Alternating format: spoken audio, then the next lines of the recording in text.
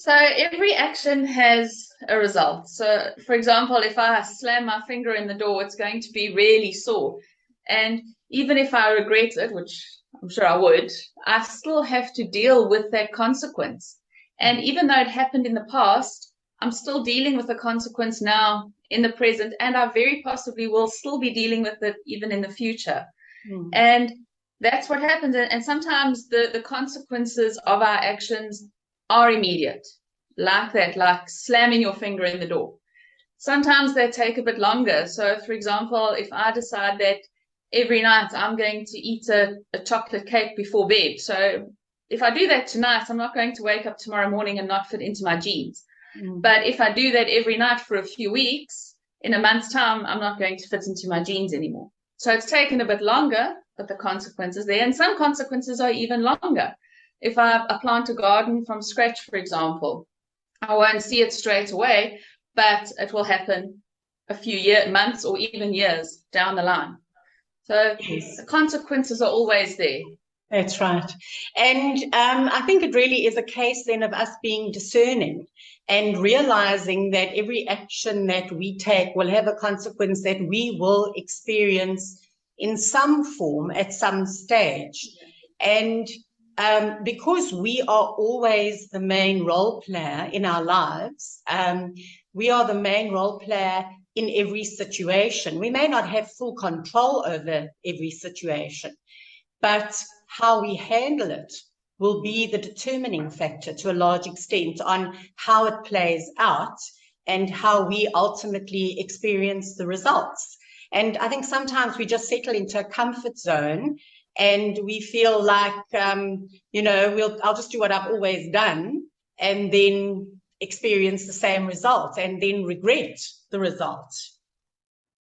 That's it. If you do what you've always done, you get what you've always got. Hey? That's right. And that's the thing. And sometimes we'll need to maybe relook at perhaps establishing boundaries. So, for example, if I feel that nobody ever listens to me, then I'm the one that needs to look and say, why is that happening? I need to be more assertive. I need to speak up a bit more and establish those boundaries. I can't wait for other people to do it for me. Or if I feel like I have ideas that I never get to share with anybody because I never speak up, and I'm the one that then has to speak up and voice those ideas. So when I'm looking at the situation, I have to step back and say, what is it that I can do to fix it? Because what we tend to do is we tend to complain and say, oh, nobody ever listens to me and nobody ever asks me for my opinion and they don't. And straight away I'm focusing on other people when what I should be doing to get the result that I want is to look at what I can do. That's right. And it always does come back to me. So I think it's very much a case of saying, we settle into comfort zones. And we like the security, as we've said before, of our comfort zone. So we don't want anyone to come in and rock the boat. And often when something unpleasant occurs, and it may not be terribly unpleasant. I mean, it could be. Sometimes we even ignore terrible situations and we think, well, I'll just work through this and hope it goes away. But we do, as human beings, avoid a lot of the time. We avoid situations, we avoid and we ignore, hoping that they'll go away, that they'll just sort themselves out. And then we obviously aren't taking charge. Absolutely. That would be wonderful if that happened, but unfortunately that's not the way life works. And when we ignore things, nothing changes. And that's where resourcefulness comes in. That's where proactivity comes in. That's where creativity comes in, is looking at things and saying, how can I do them differently? What am I not happy with? And not just like we said last time, plodding along, but actually saying, being creative and looking at different ideas, different options, different opportunities. We all have this inner potential that is just so unlimited, and we have this inner power that enables us to then take charge and say, I'm taking charge and creating the boundaries and looking at new ways of doing things, and I'm going to establish that. But it starts with the inner power and resourcefulness. That's right. And it's about connecting and redirecting, isn't it? Because when we avoid, it's almost like we don't want to look at the fact that something different has occurred. We want things to be like they've always done. As human beings, we always look at what is happening now and compare that to what it was like a week ago or a year ago or 10 years ago.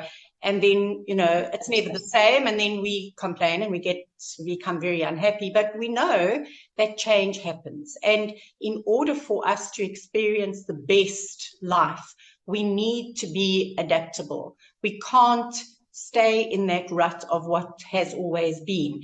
And it really is a case of facing something head on. So when something occurs and it needs to be dealt with, we need to connect with it directly, not avoid it, connect with it, and then use our creative thinking to redirect it in some way, in the best possible way. So we aren't saying that we're going to achieve an ideal outcome, but we connect with it and we redirect in the best possible way to achieve the best possible result.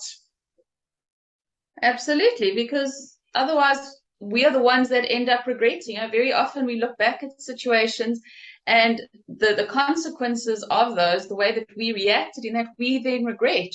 For example, if I say, I always get so angry and I lose my temper and I end up saying things and I'm horrible and I didn't. Now on reflection, I'm so sorry that I said it, but I've already said it and the damage is done. I've had that issue. If I had actually stopped and been able to handle that situation differently, which we can do, I wouldn't say those things, and I wouldn't now be dealing with the fallout of having possibly said something horrible to somebody or offended somebody or whatever the consequences of that were. So in order for us to avoid that negative regret that we have, or all regrets, I suppose, that regret that we have because we handle situations in a way that we aren't happy with, what we need to do is apply a new way of thinking, a new approach, and a new way of dealing with them. That's right. And sometimes we try new ways, and they don't, even trying it doesn't necessarily work, as you say, but then we can try an alternative and look at something different the next time, a different way of approaching it. But it's that mindset of changing and adapting and growing and looking at alternatives that is important. And that's what progress is. So when we think, there are an infinite number of possibilities, because we tend to stick in a comfort zone, we look at our reality, and within our reality, we say, this is all that is possible. This is the way I've always handled it. Or we label ourselves and say, I have a temper. So, I say terrible things to my children and then I regret what I've done. But we can change that. We can change the labels. We can alter how we handle situations. It's all about choice. And, when we talk about redirecting, we could even at times connect and redirect in such a way that we neutralize the situation completely. So the way forward may not, we might choose a completely new journey. We might neutralize the situation, not always. Obviously, that's sometimes the best option, but it's not always possible to neutralize it. But we can look at the best way of handling it. And when we think of the fact that, we look at inventions, for example, and we think of the fact that something that exists, we think of cellular telephones. Before they existed, no one could conceive of the idea because it wasn't part of our reality until they were invented, and now they're the norm.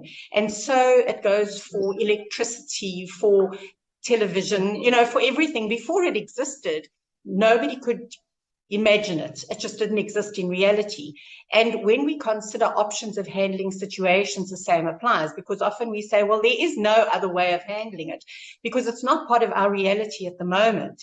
And yet when we start to brainstorm and think creatively, we come up with ideas that we could never, ever have imagined, possibilities that do exist, and those we can apply.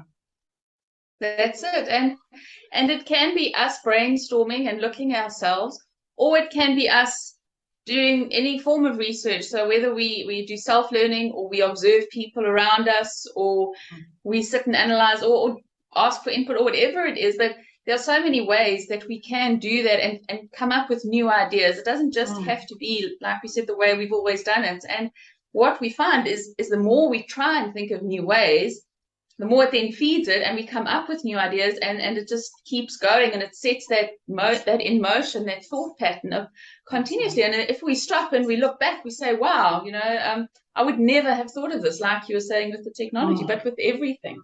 But I think it's also important to say that when we do this, I'm not just doing it all for me. I'm not just saying, these are my boundaries and I'm establishing and this is what I'm doing.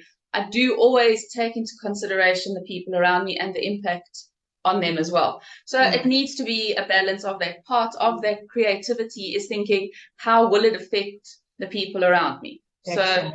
So if I, for example, feel like nobody ever listens to me, and then I'm going to stand up in a meeting and I'm going to slam my hand on the desk and I'm going to throw things up in the air, what's that going to do to the people around me? How will they see me? Will it end up throwing papers all over the meeting room and upsetting the water jar or something? That's just a silly example, but it's a figure, you can picture it. And that's what we need to do, is when I'm thinking of how I'm going to handle it, I also consider others. That's right. And when we look at the types of situations we're faced with, sometimes we have time on our hands. So we're faced with a situation and we have time to think constructively. So as we are saying now, we can brainstorm, we can be creative, we can look at the kinds of decisions we would make and the best consequences from our decisions. And even in those times, we can be lazy. So sometimes we have time on our hands, but we still don't do that. But if we do, we can use that brainstorming and research and investigation, drawing on our surroundings wherever possible to find the best option. Sometimes things just come at us unexpectedly, and that's when we have to really think on our feet. And I think that's also very often when we follow old habits. And, we tend to do the same thing and produce the same kind of result, negative result, that we often regret because we act rashly. And we don't realize that even in those times, because our thinking processes work so quickly, we can actually stop and think in a few seconds about the consequences of our actions, and we can decide how to handle a situation differently. We can brainstorm as we think on our feet and choose to handle situations differently. So it really is just a matter of choice, isn't it? Whether we, stick to old habits and go around in circles and experience the same results, or whether we think progressively and look at how we can change situations and change our approach, not change, obviously, circumstances, because we have no control over what other people do or the circumstances that we find ourselves in, but how we handle those to achieve improved results. And that's quite a challenge, Cara, but it can be done with practice.